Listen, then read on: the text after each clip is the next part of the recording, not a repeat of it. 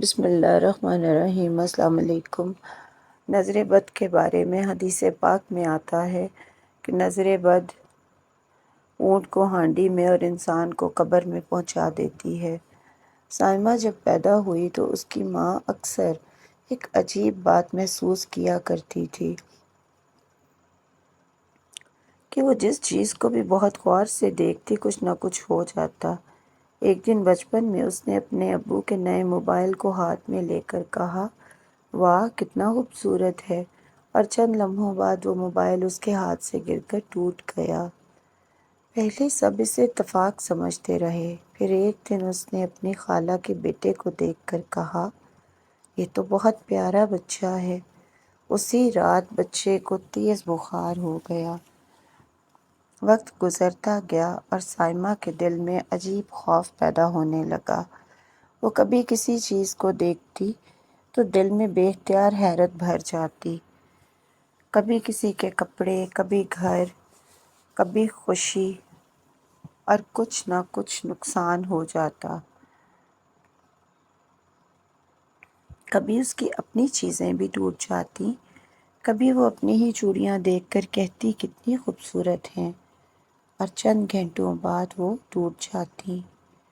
وہ اب خود سوچنے لگی تھی کہ کیا واقعی میری نظر لگتی ہے، مگر وہ کسی کو کچھ نہیں کہتی تھی۔ وقت گزرا اور سائمہ کی شادی ایک اچھے محبت کرنے والے گھر میں ہو گئی۔ اس کا شوہر فہد بہت نرم دل انسان تھا۔ گھر میں سکون تھا، برکت تھی، محبت تھی، لیکن شادی کے چند دن بعد ہی عجیب واقعات شروع ہو گئے۔ ایک دن سائمہ نے گھر کو دیکھتے ہوئے کہا، ماشاءاللہ یہ گھر تو بہت خوبصورت ہے، مگر ماشاءاللہ کہتے کہتے اس کا دھیان بٹ گیا اور لفظ ادھورا ہی رہ گیا۔ اسی رات کچن میں آگ لگ گئی۔ سب نے اسے حادثہ سمجھا۔ پھر اس نے اپنے نند کے بیٹے کو گود میں لے کر کہا، یہ تو چاند جیسا ہے، اور وہ بچہ اچانک بیمار پڑ گیا۔ فہد نئی گاڑی لایا تو سائمہ بے اختیار بول اٹھی، اتنی اچھی گاڑی! چند دن بعد فہد کا ایکسیڈنٹ ہو گیا۔ اب سائمہ کے دل میں خوف بھرنے لگا تھا۔ وہ ہر واقعے کے بعد خاموش ہو جاتی۔ اسے لگنے لگا تھا کہ شاید واقعی اس کی نظر دوسروں کو نقصان پہنچاتی ہے۔ ایک دن اس نے آئینے میں خود کو دیکھا اور روتے ہوئے بولی، یا اللہ اگر میرے اندر کوئی برائی ہے تو مجھے معاف کر دے۔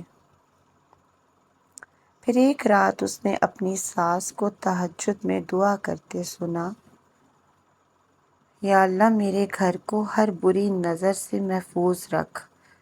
یہ الفاظ سائمہ کے دل میں تیر کی طرح لگے۔ صبح وہ ایک نیک عالمہ کے پاس گئی۔ سائمہ بہت رو رہی تھی۔ مجھے لگتا ہے میری وجہ سے لوگوں کو نقصان ہوتا ہے۔ میں کسی چیز کو دیکھتی ہوں تو کچھ نہ کچھ ہو جاتا ہے۔ بزرگ عالمہ نے خاموشی سے اس کی بات سنی اور پھر بولی، بیٹی ہر چیز جادو نہیں ہوتی، کبھی کبھی انسان کے دل میں حسد، خوف، حیرت اور منفی احساسات جمع ہوتے رہتے ہیں اور وہ نظر بن جاتے ہیں۔ نظر صرف آنکھ سے نہیں دل سے بھی لگتی ہے۔ سائمہ کانپتی ہوئی آواز میں بولی، تو میں کیا کروں؟ عالمہ نے نرمی سے کہا، آج سے ہر نعمت کو دیکھ کر دل سے ماشاءاللہ پڑھو گی، لا حول ولا قوت الا باللہ پڑھا کرو۔ روزانہ سورہ فلق اور سورہ ناس 7 بار پڑھ کر اپنے اوپر پھونکا کرو اور اللہ سے دعا مانگو کہ یا اللہ میرے دل کے حسد، نظر اور ہر برائی کو ختم فرما دے۔ اور انہوں نے کہا، لوگوں کی نعمتیں دیکھ کر پریشان نہ ہوا کرو، اللہ کا شکر ادا کیا کرو، کیونکہ حسد سب سے پہلے انسان کے اپنے سکون کو کھاتا ہے۔ اس دن کے بعد صائمہ بدلنے لگی۔ وہ روز قرآن پڑھتی، صبح و شام سورہ فلق اور سورہ ناس پڑھ کر اپنے اوپر دم کرتی، صدقہ دیتی اور ہر چیز کو دیکھ کر فوراً ماشاءاللہ لا حول ولا قوت الا باللہ پڑھتی۔ شروع میں اسے بہت مشکل ہوتی تھی،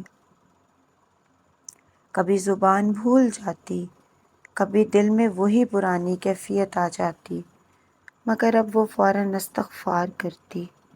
چند مہینے گزر گئے، آہستہ آہستہ گھر کے حالات بدلنے لگے، بیمار بچہ ٹھیک ہونے لگا، گھر میں سکون واپس آنے لگا، فہد بھی پہلے سے بہتر ہو گیا، اور سب سے بڑی بات، اب صائمہ کسی چیز کو دیکھتی تو دل میں عجیب سکون محسوس ہوتا تھا، خوف نہیں۔ ایک دن اس کی نند نئے گھر میں چابیاں لے کر آئی، پورا خاندان خاموش ہو گیا، سب کی نظریں صائمہ پر تھیں۔ صائمہ نے چابیاں ہاتھ سے لیں، آنکھیں بند کیں اور مسکرا کر بولی، ماشاءاللہ، اللہ ہر بری نظر سے محفوظ رکھے۔ سب ڈرے ہوئے تھے، لیکن اس بار کچھ برا نہ ہوا۔ وہ رات صائمہ کی زندگی کی سب سے خوبصورت رات تھی۔ وہ سجدے میں گر گئی اور روتے ہوئے بولی، یا اللہ، تیرا شکر ہے، تو نے میرے دل کے اندھیروں کو ختم کر دیا۔ اس دن کے بعد صائمہ نے ایک بات کبھی نہیں چھوڑی، ہر نعمت پر ماشاءاللہ لا حول ولا قوت الا باللہ اور اللہ کا شکر، کیونکہ وہ جان چکی تھی نظر بد حقیقت ہے، مگر اللہ کی پناہ ہر برائی سے زیادہ طاقتور ہے۔ اگر آپ کو یہ کہانی پسند آئی ہو تو اپنی رائے کا اظہار کامنٹ میں ضرور کیجیے گا۔ اللہ پاک ہم سب کا حامی و ناصر ہو، آمین ثم آمین، جزاک اللہ۔